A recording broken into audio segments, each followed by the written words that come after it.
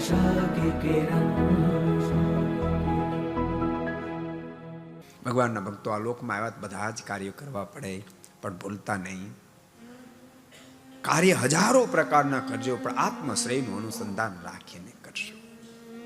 તમને ખબર પહેલા જૂના જમાનામાં પંગજ પાડીને જમાડતા.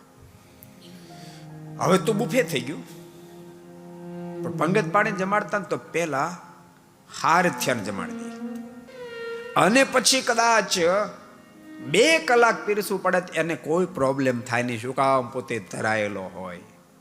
પણ ભૂખ્યા પીરસાવે તો થાકી જાય ને.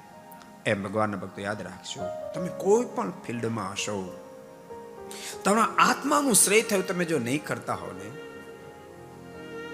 પછી તમે ગમે તે કાર્ય કરતા હશો, તમે થાકી જાશો, થાકી જાશો, થાકી જાશો. જેને ન થાકવું હોય એને આત્મશ્રેયનું અનુસંધાન રાખીને પછી કાર્ય કરી જવું, કાર્ય કરી જવું. ક્યારેક કાર્ય બહુ સારું કરે, પણ આત્મશ્રેયનું અનુસંધાન ચૂકી જાય.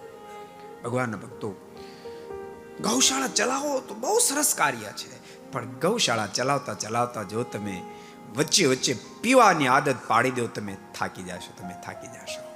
ગૌશાળા સરસ છે, સરસ કાર્ય કરો છો, પણ સાથે સાથે એ શરાબને પીવાને બદલે હરિરસ પીતા જાઓ, તમે જિંદગીમાં ક્યારેય નહીં થાકો, તમે ક્યારેય નહીં. દુનિયા તમને થકવાડી પણ નહીં શકે, તમને થકવાડી પણ નહીં શકે. એ માણસ થાકી જાય ને એને લોકો થકવાડી શકે જે આત્મશ્રેય કર્યા એના કદમ ઉઠાવે, કદમ ઉઠાવે. માટે ભગવાનના ભક્તો આત્મશ્રેયનું સતત અનુસંધાન રાખીને જીવન જીવજો.